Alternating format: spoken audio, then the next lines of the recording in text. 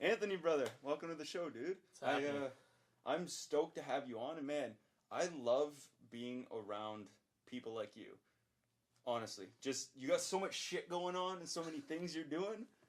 Dude, you got this energy about you. I'm feeling it. I'm feeling it, guys. This is good. So then, with that, are things different now because COVID? Like for you and your career and everything? Like how's that kind of been affecting you so far? I wouldn't necessarily say anything's like different. More so precautions taken. Realistically speaking, I work around the general public still. Yeah. Like they're all sick. They're all dying, right? Some people more than others. Right. But realistically speaking, like all it is just you take the general precautions and nothing's really changed. Yes, the call volumes have gone up. There was a little bit of a spike that happened. Mm-hmm. But no, everything seems to be normalizing now. That's good. For the most part. So we'll take back then. So, because you're a paramedic now, correct? Yep. And let's backpedal to when you kind of finished high school and you were focusing on what you wanted to do. Take us through that a bit. Like how you made the decisions and ended up to here today. Well, all throughout high school I was working as a lifeguard, right? Yeah. You'd know. Yes, sir. Ran into you doing backflips off of the nice little towers over at Laurentian, you and your brother. Landing on people. Good old hooligans. But, no, it was honestly just like a stepping stone. Jumping over to becoming a paramedic, I wouldn't necessarily say it was a biggest of changes. Mm-hmm. I still watch people do dumb shit every day. Yeah. Some people more than others. But realistically speaking, it's like you're still taking care of people, and realistically speaking, what I do as a paramedic kind of hones in on the skills that I've learned throughout, as well as being a lifeguard, right. And just puts an emphasis on that basic first aid skills mm-hmm. and CPR skills, and amplifies that so that you can actually use them and perfect them. Right. So ultimately, I always wanted to be a paramedic. It's something that's super fun. But I was also conflicted because I also wanted to be a carpenter. So it was either I became a carpenter or different. Two Very totally different. Totally different both career great choices. Skills to have. Yeah, and my total choice about it was that I actually loved being a carpenter. I loved doing woodworking, so I didn't want that to be my career. Right? So I didn't want to turn around and hate what I actually did. As a job choice. Realistically speaking, I don't hate being a paramedic. Being a paramedic is exciting, it's fun, it's entertaining, and it changes every single day, so I can't physically hate that because it changes. Right. Whereas carpentry, it's the same thing, it's repetitive, and I'm going to run into issues, battery faults, and all that stuff all the time. Yeah. So I kind of made my decision based off of that, and I was already in line for that anyway, so that's how I became a paramedic. Nice. Super simple. Yeah. Okay. Now, I want to touch on something you mentioned with the skills you have and back to basic first aid. So, back in 2017, the beginning of the year, myself and like the lifeguard team I was working with in Ottawa, we had to perform CPR on this man who had a heart attack, right? And I won't go through crazy amount of details, but one thing I did notice was that a lot of the paramedics, like we were rushing, I might have felt my adrenaline levels spike and stuff, but what do you find goes through a paramedic's head when you're approaching the scene that because they've probably never been to that exact spot. What's that like? So like I was saying, our job is, that never really brings us to the same situation. Yes, We'll run into the same problems, but we'll never run into the same type of call ever twice. If we do, that's a big fluke. Mm-hmm. By chance, again, running a cardiac call for us is pretty much just basic standards. Like, there's a procedure that we follow, and we normally nail it to a T because we've done it so many times. Right. So, whenever you're running into a paramedic, your adrenaline may be super high, and you guys might be going like 1,000 miles a minute. Mm-hmm. We are too, but we're normally doing it internally because we know we have a lot of stuff to gather and perform to ensure that the patient's stable before they're ready for transport, if anything. So a lot of the times when we're there dealing with actual patients in cardiac situations, like they're in cardiac arrest and we're performing CPR, we need to maintain our composure and we need to stay calm for the main reason that if we freak out, everybody else freaks out. Mm-hmm. And that's not good for anybody. No, that makes a lot of sense. Right? Because we're the people that we rely on you. You rely on us. You look at us as far as like the professionals, and you want to ensure that whatever we're doing is exactly what you expect to be done. Right. So a lot of the times, whenever we're going to be performing our skills, we're normally, say like there's 2 people running the code, but then you would have another crew that's normally there to back up for help. Yeah. And normally for the help is just to get all the stuff in line for transportation, so you're not spending too much time there. Mm-hmm. And a lot of the times, also that other crew that might also be there, maybe an advanced care paramedic or somebody higher, like, or realistically speaking, somebody else that's also there to kind of crowd control and reassure the people who are there. Right. Okay, that makes a lot of sense. You can't be on edge because then somebody in that rescue life depending situation needs you to kind of... Yeah, like you can't sit there and say, oh my god, somebody call 911. Oh, wait. Yeah, that doesn't really work. But then they show up and they suck, yeah. Then you're like, wait, I am 911. Yeah, that's me. Crap. Yeah, because I noticed like we were moving, and people were like, oh, wait for EMS to arrive. But I noticed something. It was probably 10 minutes from the moment EMS showed up and I saw them, and then they actually took over. Yeah. Why? Mainly most of the time is just there. If you're performing adequate CPR and you're doing everything to a T, we're not going to stop you. And the reason for that is because if you're doing something fantastic, and realistically speaking, your CPR is not going to be any different than ours. If you're doing something adequately and you're doing something to the T that we'd expect and say, hey, you're doing an excellent job, why are we going to impede on that when we can set up our drugs, we can set up our stretcher, we can get everything all set up for transportation. So we actually get all of our gear set up. We'll get our pads on, we'll get our drugs out, we'll get our stretcher ready, and we'll get ready for extrication just based off of the situation. Right. So then the turnover rate is quick. It's generally really quick, yeah. So most of the time, if you ever run into the situation where you have to perform CPR in Sudbury, Sudbury paramedics are fantastic, and I'm not just being biased because I work. I know 2 people. I know you and my buddy Matt Child. Shout out to him. Both. Every time I've talked to you guys about scenarios you've been in, it's completely professional and stuff. Like he'll joke around me, you'll joke around me, but when it comes to this topic, you guys are like pretty by the book. Oh yeah, and like I always say, like the people that I work with are super professionals, super smart to the point. You'll never find a more I'm not even gonna say like excellent medic. Realistically speaking, you're not gonna find a medic that's more knowledgeable and well versed in every single topic than anywhere else. Like if you can probably compare us to maybe like Sault Ste. Marie or North Bay because of their style of call volumes, but realistically speaking, if you're starting to go down to like Toronto, Ottawa, other places like that, their call types are way different. And realistically speaking, some of them you'll run into, they'll just deal specifically with a certain type of call based off of the general area. Because this is such a diverse area, such a culturally diverse area, such a diverse community based off of age groups, you get everything from all spectrums, from trauma to medical calls, and it really pushes you to the point where you actually need to know everything, versus if you go into other areas, they may specialize. Technically, I don't want to say specialize, but it's like specialized. They're more aware, more prepared, and more used to certain situations. Yeah. That makes sense. Yeah. Makes a lot of sense. Now, with that then, do you know, what is your most intense 24-hour shift, if you can talk about it, as general as possible? Because I know confidentiality is a thing. Intense 24-hour shift. What are your shifts like? Our shifts are 12 hours. They're 12-hour shifts. They vary. Earliest one normally starting at 5:30 in the morning, and the latest one being 9 o'clock. So PM? 9 a.m. to 9 p.m. So generally for day cars. Night shifts are normally different. You work day though. They drop down. I work both of them, so we alternate our schedule. Makes sense. But yeah, like the most intense, I can't even really explain like a most intense day, because realistically speaking, it all varies. Right. So some days you'll run into situations where you're doing more cardiac calls and you're running into people and you have to do more CPR than other.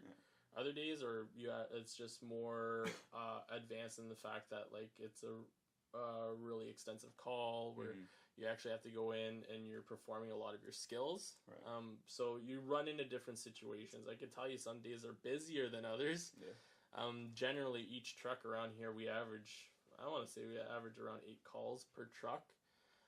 But then there's some days where if it's a full moon and it's a blood moon on top of that, you're going to be doing a crap ton more calls, and that's just based off of just pure science for some weird reason. Weird. Do you have any, I'm curious about this, overdose calls? That's a lot. A lot? There's a lot, yeah. That's not. Is it primarily around the same areas of the city? You can't even, you can say generally like the downtown area is high, but that's because it's high foot traffic, right? So I can't even necessarily say that it's one over the other, because and you can't even necessarily say that it's one type of population, the general population versus the other. Homeless, right? So a lot of people would generally say, yeah, it's a homeless population, but you can't necessarily say that for sure. Yes, when you think drugs, you think a lot of the people like that, but then you do have other people that are well off that just have substance abuse issues, and you run into those issues. Like you'll pick up on Riverside, you'll pick up on Algonquin. Like there's everywhere. It's everywhere, right? Generally speaking, I want to say like it is worse. I haven't been working for a little bit now. I'm on paternity leave, so I can't say exactly to the point exactly what it's like now. But being this whole COVID situation, and my own personal opinion, how the government has released a lot of money and a lot of people can qualify for it just based off of certain criterias. Yeah, which is very lenient. Yeah, a lot of people pick that up and they think free money, so then they go out and use and abuse it. And those people are going to get messed up hard with the tax. Yeah. When they do get it. It's no fun. When it does come back to get them. It's no fun. I don't know if it'll be taxed in general or if it'll only be taxed if it's under a certain amount. Or over a certain amount. I'm not sure how they're going to do that. For CERB? Yeah. It's 30%. Yeah. I think that's what I heard was 30% based off whatever you take. So that was the like 1,000 a month or 2,000 a month, eh? Yeah. Something like that? Yeah. Because I did EI instead, but I was only on it for 3 weeks. Yeah. Yeah, and then they're like, hey, we need you to go back to work. I was like, all right, cool. Sign me up. I'd rather be at work than doing nothing at all at home. Yeah, it's a lot better to do that. So you should take that. Yeah, and it's not even like, and I was still like moving around, doing different things for different people. I just wasn't collecting money from it. Yeah. Which is like, wow, can I pay you? No, because they're gonna find out. Yeah. They always know, man. They're in our phones right now listening. Yeah, they're listening to all of this. So yeah, man, that's no government conspiracy there. Yeah. Nope, they're not. Microchips in humans, dude. I think that's where it's gonna go. Yeah, it's still checked. Yeah, it's still there. And the scar? I noticed you had a scar on your neck. Yeah. I wasn't sure what that was about. But so, first of all, congratulations on the child. Thank you. Remember, you just mentioned you're on mat leave. Yeah. Is it paternity or maternity? Paternity. That's the paternity's for mother. So yeah, that makes sense. So yes, sir. Congratulations. How was that experience? Like those finding out. What was that process like? It was interesting because I was in Mexico at the time when we conceived, and I didn't find out until afterwards. And my wife has lupus, and she went through a whole process. She ended up having stroke-like symptoms, but it ended up narrowing it down to being some complex migraine. Okay. And definitely a scary experience, but mind you, not the first time I've been through that with her. Okay. So that's pretty much how we ended up finding out afterwards, because she ended up doing a whole bunch of tests, and she did some pregnancy tests, and she didn't piss on one stick, she pissed on 5, and I pissed on one just to make sure. Just to make sure that they weren't a died. That's hilarious. And yeah, it was quite the experience, and we found out it was around October. We didn't tell anybody though, because of some odd reason everybody at my job decided to say that they were pregnant too. So there was legitimately like 7 people that are actually off on mat leave right now at their work, or probably more. Wow. Lost count, but someone made mention. It's like, oh yeah, there's something in the water, and I had to sit there saying, no, it's not in the water. It's actually something in the air, because I was over in Mexico at the same time. Yeah. So when all this happened, so Jesus. Yeah, no, it was quite the experience, and we told everybody Christmas time, and we actually told them via like a wine bottle. Nice. And it actually had the Knocked Up movie label on it, but with us. You probably saw that. I love when you do that. Yeah, so we did that on a wine bottle. And we handed it out, and people didn't clue in until like a good solid 2 minutes because they're like, "Oh, why is there a movie poster on here?" So guys, I need you to. Can you take a double take of that? Oh, it's you. Yeah. Oh, that's fine. I had to tell a couple people to actually do a double take just to make sure. Like, can you look at that thoroughly? I need you to inspect the faces, because otherwise it was probably just that same photo, but just the faces, eh? Oh yeah. Oh, not even the faces. It's actually posed. Like it's actually us that are in there. Just 100% posed, everything. It's just the editing process and everything. You try to make it to a T. Do you edit on Photoshop, Lightroom? Yep, Lightroom, Photoshop. That's what I use. You have the Adobe Pro, like the whole. Yeah. Thing, eh? Yeah, I got the whole thing. I got That's like the sweet. After Effects series, Premiere Pro, Photoshop, Lightroom. You don't play around on Premiere Pro at all, eh? Oh, I do. Yeah, that's how I make my videos.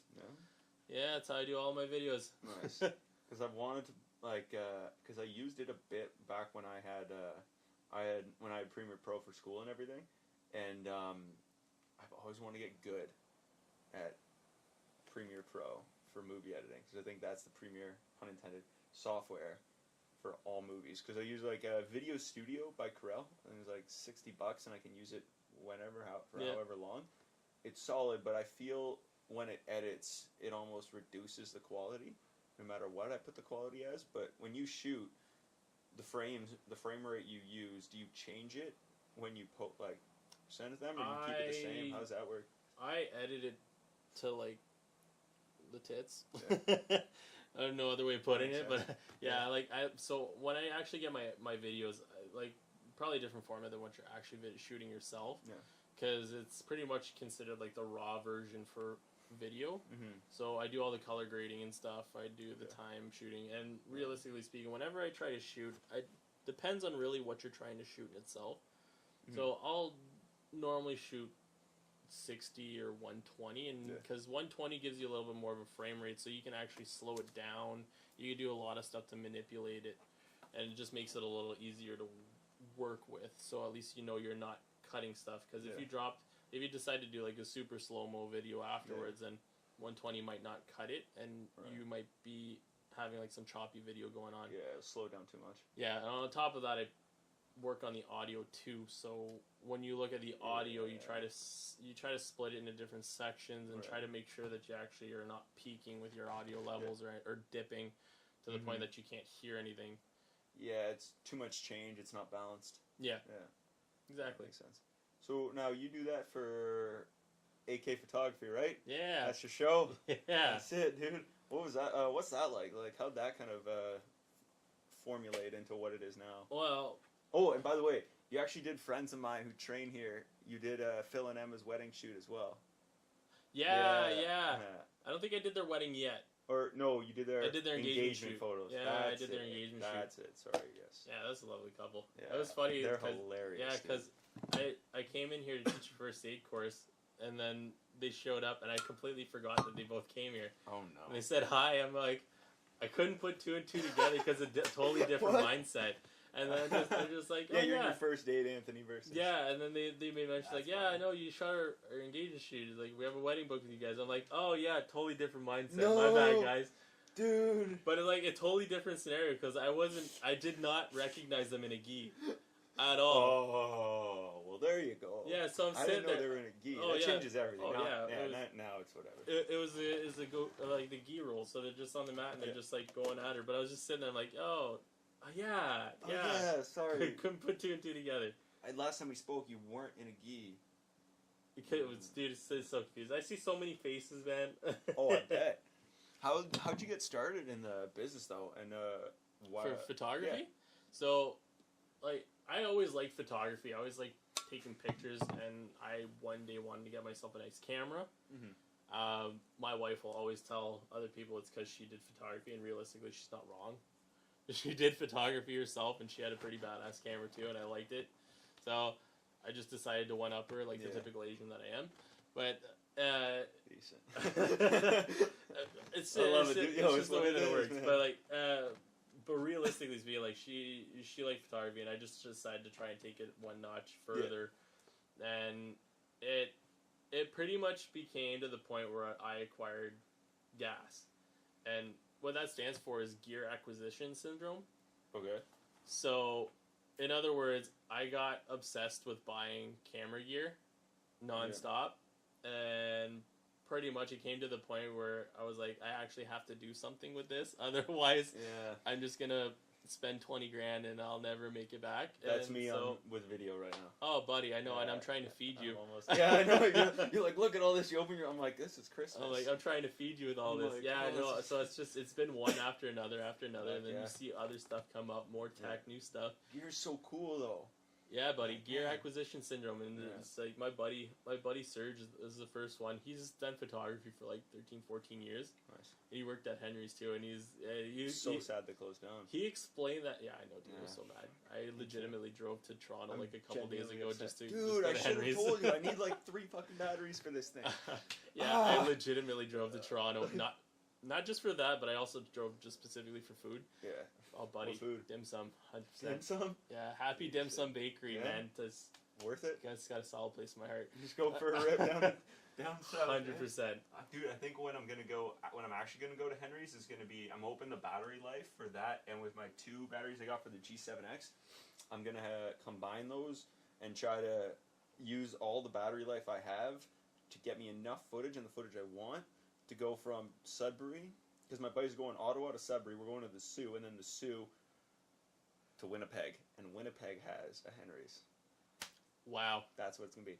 It's going to be me trying to be efficient with my batteries. Jesus Christ. But dude, like, I've acquired a gimbal, I got the tripod, got the light, camera, newer camera, old camera G7X, I got the mic. You're showing me about this wireless one, which I'm also going to pick up when I go, because I hate waiting. What gimbal you got? For Ronin SC. Okay, yeah. Love it. Good catch. Love it. I just got to figure out I just got to get better at it, right? That comes with everything, and gimbals are pretty sick. And there's some good things you can fair build. Yeah? I've gone through a fair amount. I've got the Mazda Air 2 right now that I shoot with for weddings. And the main reason why I got that one is just for the weight capacity. Yeah? A lot of people... Right, you have a much bigger... I mean, a lot of people preach by the Ronin, and I get it. They're more advanced as far as like the stabilization goes. That's what I want, yeah. But I actually haven't noticed that much between the Mazda Air 2, and realistically speaking, like I do a lot more with it, and it comes with a lot more perks. Right. For the price range, so that's why I personally do it, and it meets all my needs. So I played around with the Ronin S when it came out, and I don't know, it wasn't my forte. I wasn't a big fan of it. That's fair. I want to get like an extension because I've been looking at a lot of. I don't have a drone because I think once I get to that point, then it's like if I don't have a media company or some production company, I shouldn't have it. I'd want to get that and get to that point. You get the Mav Mini. Mav Mini? Yeah, buddy. It's 249 grams. Yeah. So you legally don't need a license to pilot No kidding. And it still shoots 4K? Yeah. Or HD? Wow. Yeah, it still shoots. What's going on? The distance for it, though, it's not like the Pro, the Maverick Pro or anything like that, so you can't really shoot super far. Yeah. But, like, you can go at least, like, a good kilometer, 2 kilometer distance and still have, like, excellent footage. Like, that's how I shoot most of my videos. That's how I shot my one video, which is, I don't know if you saw it or not, but it's, AK photography, not your average child photographers. Yeah. Yeah, it's something that came up on Spotted way back when, so I was like,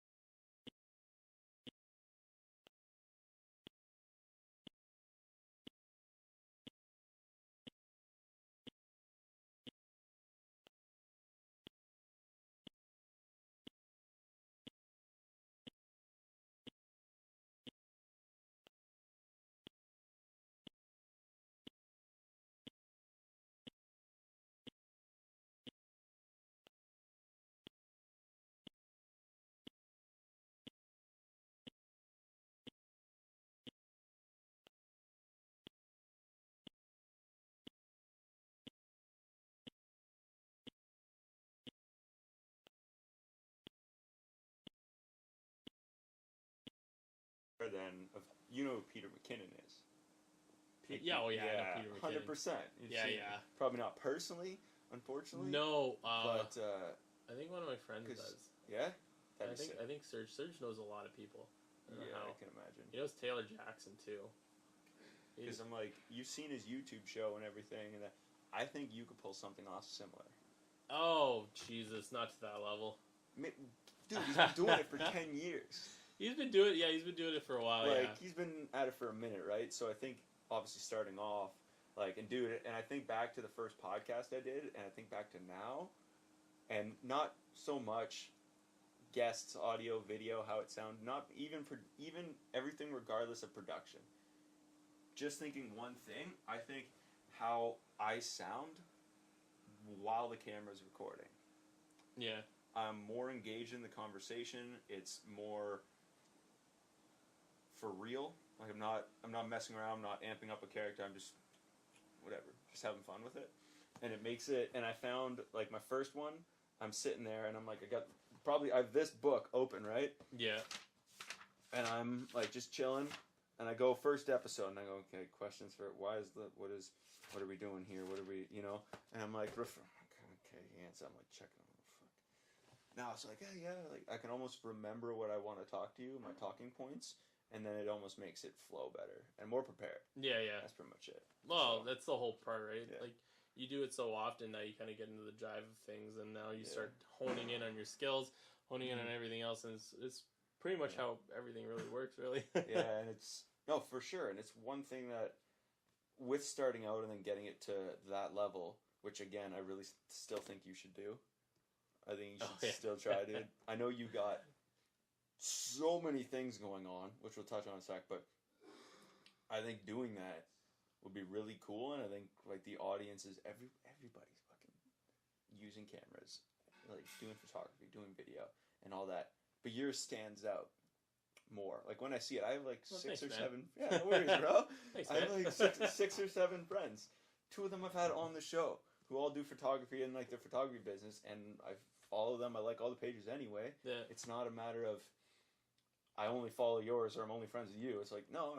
Oh yeah, there's a ton out there, dude. You'd be amazed at how many photographers are actually in Sudbury. Yeah, like it's nuts. Like, not just a handful, just like at least 20. No, at least there's a lot of them that are out there. Like it's all like some of them are actual professionals, and then you get the other ones that just picked up their cameras, but then they're just starting off, right? Yeah. So like there's a lot of them, and then all of them start off like the same way that I did. They grabbed a camera and they just started. Sure, going right, point and shoot. And then you get the other ones that actually did the proper schooling and stuff like that. I considered it, but on another note, I also sat there saying, well, I've gone this far knowing all the stuff from my camera based off of YouTube, watching videos and stuff, and honing in on my skills from there.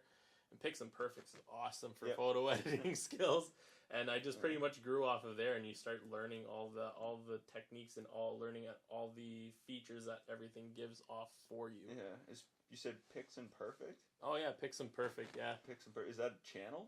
It's a dude. He's super popular for photo editing. Then there's like Flern for PH with a PH.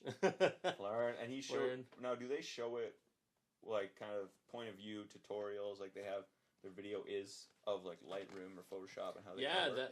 And they're mainly just like Photoshop people. Yeah.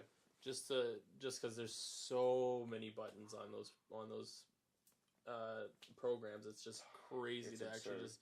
And mainly, I normally use it just to refresh my memory sometimes. That's a good call. Because there's a lot of times where I'll do some sort of edit style, and I won't touch that edit style for a while, and then I'll look at a photo and I'll say, you know what, this one could actually work with this. Yeah, let's review. And then let's go back and do this. Yeah, it answers the one question you might need to just smooth out the process. Yeah, like a lot of times, like if you're looking at, I wouldn't even necessarily say like color grading, but color matching. Yep. So if you're blending 2 photos together, and like I do that once in a while, but then you're like, man, I can't remember how to match them together, and so you just quick review on all that. Now, do you just take your one photo and you put it and you just layer them, and then you blend them? Yeah, so they're all layered, and the blending process is normally like the harder part because as much as you take them, you have to make sure like it works almost like a camera. So you have your Yeah. focus point, and you can't have two separate focus points, and it looks kind of weird. Right, it looks like crap, and it Right. looks obvious that it's two separate ones. Yeah, and then you got to try and blend them together. And as much as you blend the actual photos together, there's still actually the color blending too. Right. So like the tone of skin that I was like, if I were to take a photo of you right now, the tone of skin review that I'd have in here would be different than the picture that I'd probably take outside. Right. So I'd have to blend your color tone to what that is outside. Okay. Totally different. So it's like you may be like a more yellowish blue out here versus out there would be a more bluish green. Right. So depends on like the hue, like all the colors and stuff. Yeah, all the hues, saturations, the whole aspect, and shadows aspect too. So it's just a process to go through for color matching. Yeah. So then we'll jump back to something. How do you prioritize? First of all, newborn. Yep. Career. Yep. Right. Let's see what else. Photography business. Yep. We'll get into this in a bit. First aid business. Yep. Is that one like certified? First aid? Yeah, like that one's because you got the only way that's actually certified is just because I teach through Life Saving Society. Okay, right. It's just certified in that aspect, but I don't actually have like an appropriate business to say that I go through with that. Yeah. Yes, I've considered it, but it's just I don't have enough clientele to actually just go around doing that, and I keep it that way. I don't like to prioritize or just generally say like, yeah, this is a business and this is a business. No, it's more of like this is a hobby and this is a hobby, right? As opposed to like a business. And I do it for people at an actually super low, cheap rate. Yeah, which I appreciate. Research. And a lot of people prefer that, and a lot of people like that, and the whole reason why I do that is because I personally know the struggles. Yeah, I've been through there, and I get it. There's a lot of photographers. There's a lot of people out there that charge an arm and a leg for stuff. And I totally respect that because you're paying for quality, and the quality is what you're going to get more than 99% of the time. 100%, yeah. Right? But as from like my own personal point of view, my own personal standpoint, like you run into people that are under financial stress, right? Yeah.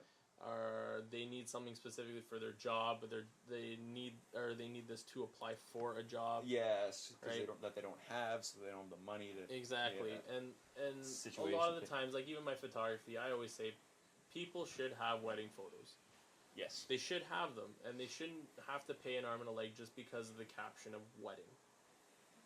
And that's normally what happens. You'll go by, you'll have family pictures, and you'll be like, "Oh yeah, this is great." But the minute it's say like $150 for family photos. Yeah, dude, the term wedding's a But the minute that you add the title wedding in there and you're saying, oh, hey, look, there's a dress, now that 150 family photo shoot that you probably did that took an hour, and realistically speaking, this one that they just want a couple photos in the background is now turned to 1,500.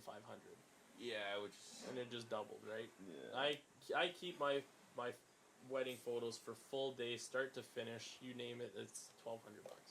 And that gets two of us. That gets myself, and that gets my wife, and we're there from start to the beginning of the day where you put your clothes on to the end of the day where maybe some random Joe Blow is taking his clothes off. You don't just you're not like, oh, we're only working 8 to 5, 9 to 6. No, it's we have them to the point, and that's our highest package. Yeah. And we've been told multiple times that we should probably bring our package up. We should probably be doing. We're upping our prices based off of the quality and stuff that we've been giving. And that's people telling you that. That's other people telling us that. That's and we're pretty solid on that price. And we like it because, one, we get clientele regardless. Yeah. And two, I've seen people are happy with the fact knowing that they're not paying an arm and a leg for their wedding. Right, so because their venue already cost them $30,000, why do they want to pay another $6,000? Why? Because it's a wedding event. Because it's a wedding, right? Jack up the price. Skyrockets. Yeah. And same thing like the first aid stuff. Like it's expensive enough to do it, and a lot of times people don't really have the money for it, so they just then the ones that actually do it too, like they're going to people, and I don't want to necessarily say like they're not the most knowledgeable as far as the situations go, but it's more of the fact like they're not experienced. Because I work in the field, I use my skills every day, and my first aid skills are Top repetitive notch. and they're always there. Yeah. And a lot of these courses, when they train you, they'll train you just the general basics, and there's a bunch of you guys that are in there. Yeah. Whereas I take small groups in, I teach specifically for small venues or small areas like this one here, Troop MMA. I did it specifically for a bunch of people over here. Yeah. And I keep them small, and I keep them to the point where, hey, your job is this. Mm-hmm. I'm going to show you what you do in this situation. I've done CPR courses for orthodontics facilities, and a lot of them didn't even know that you could probably do CPR on their chairs. A lot of them were taught to just put them on the ground and start doing CPR. I'm like, no, you can recline their chair. You could do your CPR here. Now, here's another question. Where's your AED? Mm-hmm. And a lot of people were sitting there confused. I don't know where my AED is in this building. It's like it's a small orthodontics right? office. But it's a rental space, so they don't know, right? So they're going down. True. But it just gets them the skills that they need to kind of like, hey, like if you're ever running into this situation, you guys should know off the bat this is the routine that we're going to do. It's an awareness. Yeah, same thing like when I teach, I've taught first aid courses for high schools. I've taught 30-some kids, but those are all generalized too. Mm-hmm. So again, that goes back to the basics of the general courses. And then, but on top of that, I taught also for the high school teachers. Yep. And a lot of them have never been in this situation where they actually had to perform CPR until one of them actually did. Right? Did you catch them before or after? I wasn't actually personally working that day, but I went back to recertify them, and one of them had... They sat there saying if it wasn't for that course, if it wasn't for this, we would have actually been in shambles. Oh, wow. So it actually... It works out, and it kind of reassures me knowing that the people that I'm training, they're actually using their skills, and they know, because I'm leaving a memorable impression on them. Mm-hmm. 2 days for a course is... It's as much as they say the minimum 2 days, it's not long enough. Yeah. For a course, because in those 2 days you're looking at it, you're being taught a whole bunch of different stuff, different days, and you're expected to remember all that. And a lot of the times it's like a Ferris Bueller classroom. You get that teacher just monotone saying the same thing over and over again. Mm-hmm. Whereas opposed to here, I'm saying something and then I'm turning around saying, all right, let's do it. Yeah. You're going to run these stairs to go save that kid that's at the bottom of the steps. But just make sure that you get somebody else to do this, and then you tell somebody else to do this. Yeah, like you're delegating. You get them to get in that habit. Like, oh my god, I never realized that this is how crazy that this is going to be, right? Because a lot of times people will rush to help, and instantly rush outside just to sit there and wait and say, I forgot the AED. Yeah, I forgot what to do. And I forgot to call 911, and then they're running back, right? So it's beneficial when you're going through skill processes like that, and you teach them the real life situations of what would happen, because first aid courses are nice, but they're very generalized, and they don't tell you the honest, horrible truth of how the people would actually die. It's kind of, so like, I don't know if I ever told you specifically the story, but I remember when we recerted, Julian, Neil, and I, and we were at your house in the Donovan there, and we recerted, back in the day. This is like 2017 summer. Oh, right? Yeah. Because I remember, because it was February 2nd, 2017 at 7:30 that I did the rescue. And so after that, I told them the story. But so, because I never told you details, but basically, you want to hear it? I'll get it. Go for it. I know this is your thing. I'm totally down. Yeah? Okay, because they were kind of like, we don't really want to hear it, but it's Julie and Neil, and they... different audience, right? It's okay. You only got 3 viewers anyway, so decent. Well, I appreciate the 3 of you a lot. Now, those people love this, but yeah, basically, I was teaching this adult class, and it was in the small pool in Carlingwood. It was like you couldn't dive, maybe max 15 people in the pool. It was tiny, set like basement YMCA in Ottawa. Now, we just finished running lessons, but I'm supposed to teach adult class, so there was Rachel. Who was the team leader, Buddy Christian, who was instructing, he was off, Rachel was off, and then it was my buddy Patrick, who was in the water teaching adults level 1, and I was out of the water teaching adults level 2, and then there was Melissa. Melissa was the aquatics coordinator, so she was in her office with Rachel. Christian was in the guard room, which, as you know, they're attached to the deck. So, and then there was me and Patrick. Patrick in the pool, me outside the pool. I walk around, I'm like, doing my right? I'm like showing Buddy how he's got to like push his forward, ready to roll. Anyways, I'm like, cool. he comes to this and he goes, Glenn, and this is warm up, right? He's like, he's a 57-year-old man. His name's Walter. Shout out to him. He's got a back tattoo of a cobra. I asked him once, I'm like, why do you have that? And he's like, I'm like, yo, cool tattoo. Why do you have that? And he's like, because it's cool. I'm like, how do you know it's cool? And he's like, you just told me. And I was like, well played. That's Dude, actually, yeah. That's straight up. Dude, you can't even argue that one. I was like, that's pretty fucking gangster. And he looks at me and he's like, hey man, like I don't feel too well. And I was like, cool, like just warm up, right? Whatever. Like, I'm like, cool, sit down, have a seat on the side, let me know if this gets any worse. It did. I look over at whatever, I go like to the end of the pool, whatever, I come back. As I'm standing there, I got one leg up on the like pool deck, I'm like this. I look, all of a sudden, I look over, and like from me to that tripod, I look over and I see Buddy go like this. He's just sitting in the bathing suit. Yep. Collapse. I'm like, what the fuck? Oh no, here we go. So first of all, in my head, I'm like, what the fuck do I do? It switches. It freaked the shit out of me how this worked. I don't know if it was just so many like years. At that point, I've been doing it for how long, right? Like you taught me first aid, I think Bronze Star, medallion, whatever. One of them, cross maybe, and so I've been doing it for a while, right? And so you kind of get in that routine habit of you're always used to research, you're always used to CPR and everything, right? Yeah.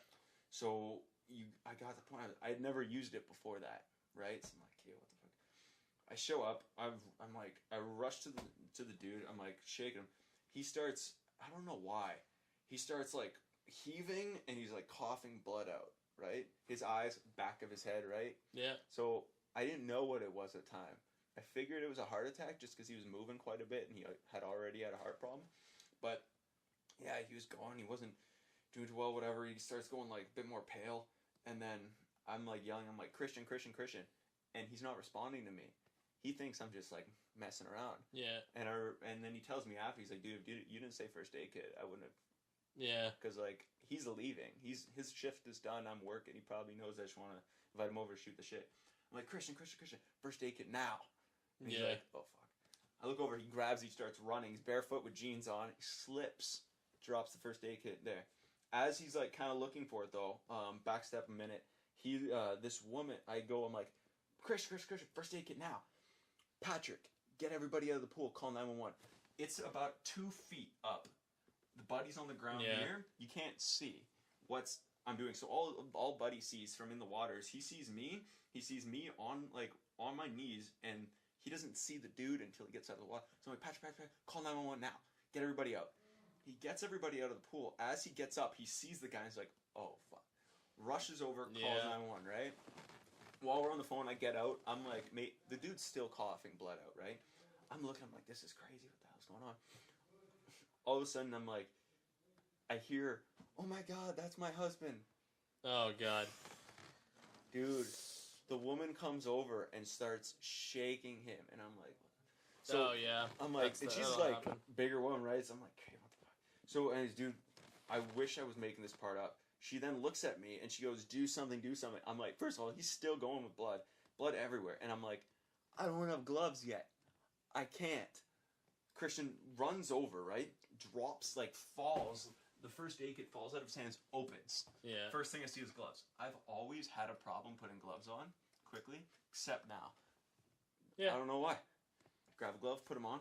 Fuck, that was easy. and I like look. I'm like, okay, start compressions, whatever. I didn't have my pocket mask set up yet, so she does the rescue breaths on him.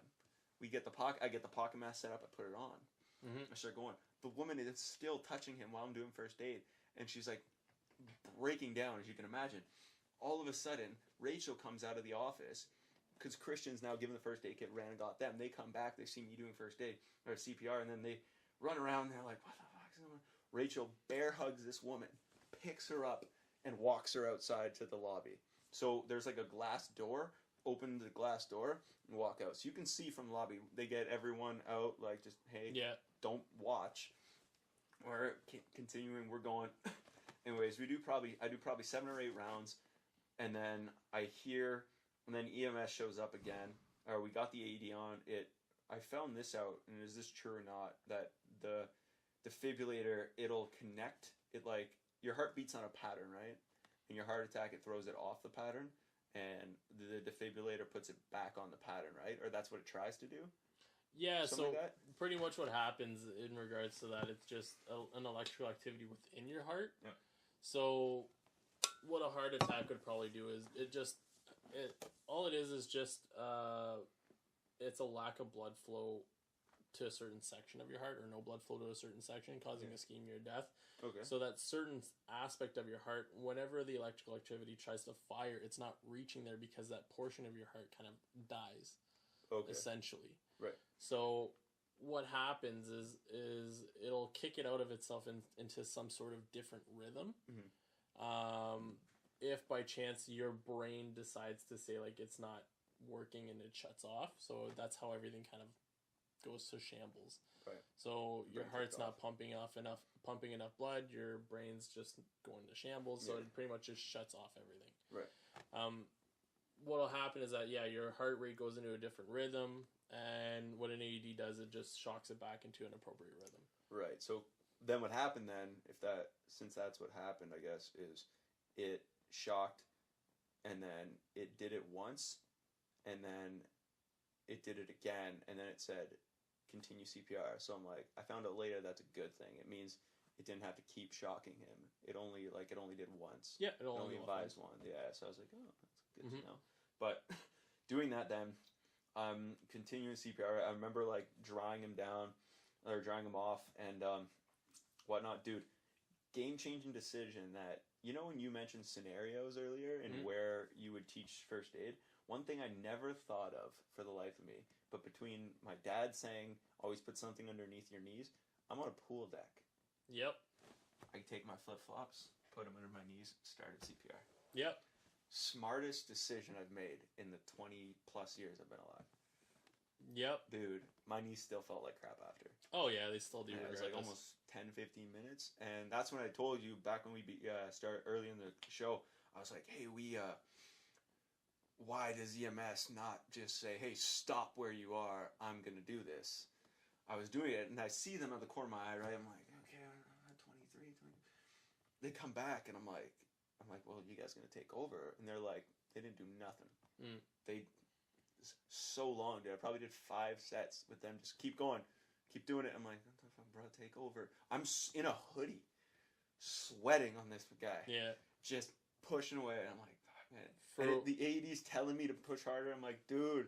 Yeah. I'm like the strongest biggest person on staff. Like, there's nobody in this room right now on this team that could have been pushing harder. And I was leaning, like, giving her. I could feel his like ribs. I broke 5 of his ribs in his sternum. Yep. And went down it. He comes back though. So fast forward, everything like went well. I'd never had a more anxious 24 hours in my life because I didn't know how it turned out. Mm-hmm. But I remember seeing him 2 weeks later. He only remembers being in the pool and then remembers getting out and then waking up. It's like a light switch, it turns off. I was like, dude, that was the most insane adrenaline-filled 15 minutes of my life, and I was this close when the whole thing was kind of over to like just going to hit 225 on the bench. I swear to God. Yeah. I remember thinking about it. I was like, I have so much adrenaline right now. I'm like firing on all. Dude, I was seeing sound. Yeah. No lie. I could see sound waves, and I was it's a different animal. If you're an adrenaline junkie, a lot of times it's a totally different adrenaline, because there's the adrenaline junkies that'll just they'll go mountain biking, they'll go skydiving, but the minute that you go to resuscitate someone, totally different. I don't know why. It's the person's life is legitimately in your hands, right? As literal as it can be. It was so it's like you're the legitimate cock block for death. That's the coolest way of looking at it. Right? That's sick. So I like that, yeah. And what may have actually felt like 10 minutes to you was probably not 10 minutes. Yeah. It probably wasn't even 2.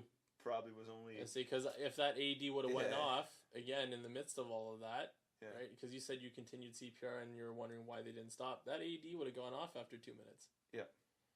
And if it did, then it was 2 minutes, but just remember that if not, they're probably only setting stuff up for only 2 minutes. Yeah, it was probably not, like, I know for a fact it was no more than 10 minutes total. Yeah. From the moment he was unconscious to the moment that they held him away. I know it was no more. First of all, shout out to the Ottawa response team. Oh, dude, they're badass. They were quick. They're badass. Less than 5 minutes. Ottawa is, like, insane. Like, man. I always give props to them because I don't know how they operate they're like they have such a diverse calls system that happens, and they're so understaffed there. It's crazy. Yeah. Yeah, they're so for them to be there 5 minutes. Yeah, like that's pretty impressive for Ottawa. They need more. There's so many places that just need more medics. Even here, they need more medics. There's the call volumes, the way that things happen. Yeah. Like the types of calls, the amount of geriatric population. Jeez. Yeah. It's like we need more. Same with cops. We need more cops. Yeah, but people want to defund the police. A lot of people say say defund the police. We actually need more cops. Yeah. You'll make that 911 call. Yeah. And if you're looking for police, you're waiting because they actually have a call wait list now. Like it's so bad because they need to prioritize their calls because there's so few of them. And even with EMS, like we always tell people like they need more ambulances on the road, but it's a government funded thing, so you need to get pretty much like bursaries for it. Yeah, and people hate that they have to. My taxes are going to when something happens to me, and I want to touch on something else as well, but I've never had more respect for what you do and what paramedics are to the system and government funded. We're still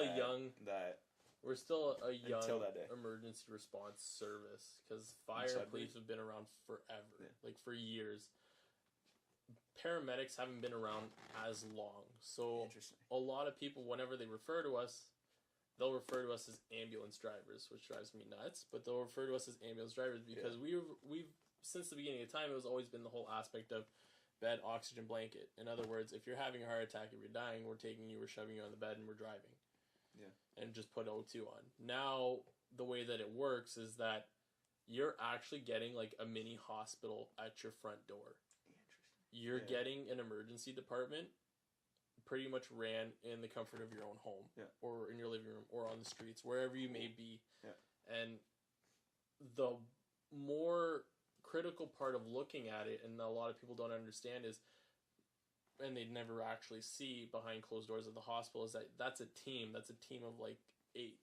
Mm-hmm. When you collapse on the streets, you collapse in your house, you go into cardiac arrest, you get an ambulance there, that's a team of 2. Wow. So, or maybe 4, depends. Mm-hmm. I think it was 4 probably. But you're getting probably an advanced care paramedic that runs just like an emerge doc. You're getting all the emerge medications. Yeah. And then you're getting all the other paramedics that are in there that are knowledgeable in the sense that they'll set everything up. Mm-hmm. Ran pretty much just like nurses, because there's one person that'll be pretty much like documenting. Yeah. In other words, that'll be the person watching the monitor, another person that's going to be getting all the drugs set up, another person doing CPR. Wow. Or that other said person may be doing CPR and airway management at the same time. Mm-hmm. So you get like a whole system set up based off of 4 people that's generally ran by multiple departments at the hospital, just at the comfort of your front door. And realistically speaking, we do a hell of a job. Yeah, no kidding. Like, I'm not even just trying to boast. Like a lot of them, it's crazy. Yeah, as you should be. Like you should be doing an incredible job. Because it's crazy the amount of stuff. Like I've seen a lot of stuff. I've seen people die in front of me.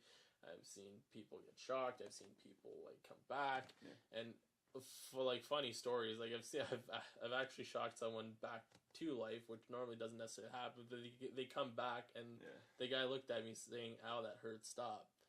Like it doesn't necessarily happen often, but it was a weird phenomenon that actually occurred. But it was pretty funny. I've never appreciated more when people in first aid courses train you to do more than just 2 rounds of CPR.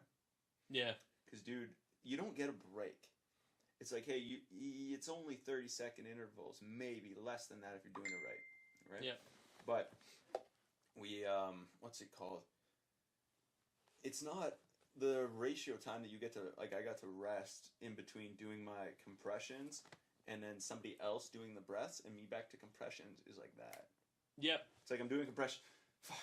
All right, done. Or breath. Back at it again. Yeah. There's less than 3 seconds for me to chill out, and then it's like, no, you have to be consistent. You have to be ready and trained to go. So, man, how'd your back feel after that? Oh, dude, swole. Swole team 6, bro, like a turtle shot. Right. Yeah, it was nuts. Yeah, it was weird. I was walking like, around like the Teenage Mutant Ninja I was Turtles. like, why my posture's so good right now?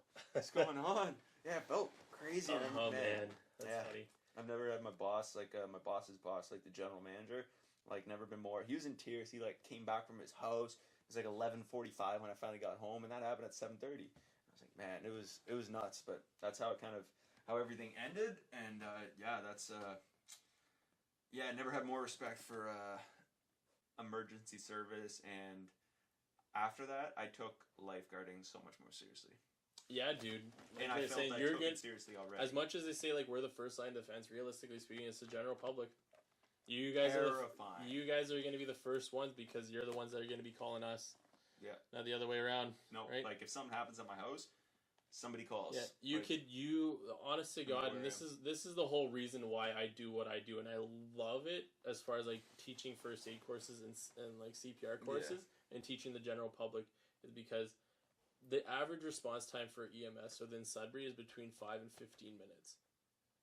Mind you, I've made it from the hospital to the Sudbury airport in 10 minutes, and if anybody of you guys live in Sudbury, you know that's fucking nuts. But no! That's Christmas Day, though. Don't worry about it. Don't worry about it. 10 minutes? Yeah. Bro. It was Christmas Day, it was empty roads, it was all green lights all around, so it was myth. Even if it was reds, you're pinning a lot of people are telling me that that's a myth and that's a lie, but I'm telling you right now, dude, I timed that. But anyways, wow. But yeah, no, we'll generally get there relatively quick. Like we drive pretty fast for what we do, but like that's 5 and 15 minutes. That's 5 and 15 minutes of nobody's doing anything. The chance of survival just goes straight down. Yeah. Right. I've seen people collapse in front of me. I've seen people go into cardiac arrest right in front of me. The minute that I do CPR, if your CPR is to the point, you're actually feeding the brain. So you'll run into situations where the person's actually not dead. Now, how difficult, though, is it to be on point with your CPR? Because if you're telling me, like you said earlier in the beginning of the episode, that they'll show up and they'll take their time if you're doing it right, which means I did 4 to 5, whatever rounds of CPR. Yeah. At least 5 rounds with them there. Yeah. They didn't do anything. So I can imagine it was doing it probably right. Like, trained for, right? But, so you're saying then that's better that way. What do you mean? That like you're doing CPR? Yeah, like it's better that you're doing CPR and you're prepared and you're ready to do it than it is to just wait for EMS to show up, for sure. 100%. Because time is heart. And in this case here, once your heart dies, right, time is brain. Right. Within 4 to 6 minutes, you're actually going to have pretty much irreversible brain damage. Right, so now, is it difficult to be spot on with your CPR though, or is it just like you train it? Just training. Yeah, just timing. Right? And realistically speaking, anybody can actually do it. As soon as you call 911, there's going to be dispatchers there, and they're actually going to. If you don't know how to do it, they're going to talk you through it. Yeah. They're going to talk you through it. You just have to be willing and able to actually do it. Like listen and apply. Oh yeah, 100%. Huge. And that it makes a big difference. Because like I was saying, to be spot on is one thing, right? And realistically speaking, like what you said 5 rounds. I can tell you right now, probably was not 5 rounds. As I said, it felt like 5 rounds. Probably 5 rounds in total. It was probably 2. Maybe. Yeah, it was probably something a little lower. But once you get the adrenaline going, it's a big change, right? But you're doing your CPR, and by adequate, I mean like you're getting that good perfusion. You're actually getting that recoil back, and you're actually doing it to the beat of "Staying Alive." Ultimately, 100%. Or Another One Bites the Dust. You can pick a song. But I like the irony with Baby Shark. Let's not open. Start rocking the Baby Shark song.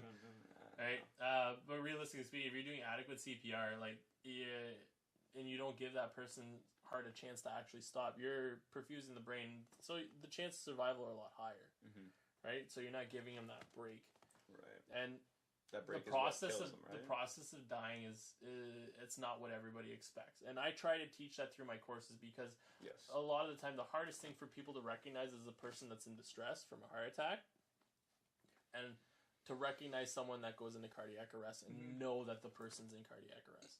Right, makes sense. Because, like, a lot of the times they won't tell you that, like, the person's going to have some sort of agonal respirations, and that kind of looks like they're guppy breathing, right? They're not going to tell you that there's going to be a process where the brain actually has a little bit of a spasm and makes it look like you're having a little bit of a seizure because your brain's not being fed any oxygenated blood. That's what it looked like. So what happens is the guy just sits there and he just tenses up like this. Yeah, and he's moving though. His body was moving, so I think he's breathing, but it's not like we are, right? No, it would be the spasming of the lungs, because what your brain is doing is it's saying, "Oh no, I'm not getting any oxygen." So your mind's obviously going to go. Yeah, because I can hear. And it's going to do air, that, but it's not. And that's still that agonal respiration. Yeah. And then the agonal respiration, it'll start to slow down. They don't teach you that, and I try to do that for my courses because it's good to recognize it. Yeah. And a lot of times, it paid off. I have a couple people that have actually had to perform CPR. Have actually had to use their skills based off of life situations, and it's not just slapping a Band-Aid on someone's foot because they got a cut. Yeah, it's a little more advanced. Yeah, it works. It works for what I do, so it helps out 100%. So we'll end off on this. I think we've talked about a lot of different things that you do, and I wonder how in the hell do you prioritize all these things, especially because you're a new father now. Like, you're married, career, father, all the businesses, well, hobbies as you call them. But how do you manage that? Google schedule. Yeah, that's it. Legit, man. It's all scheduling.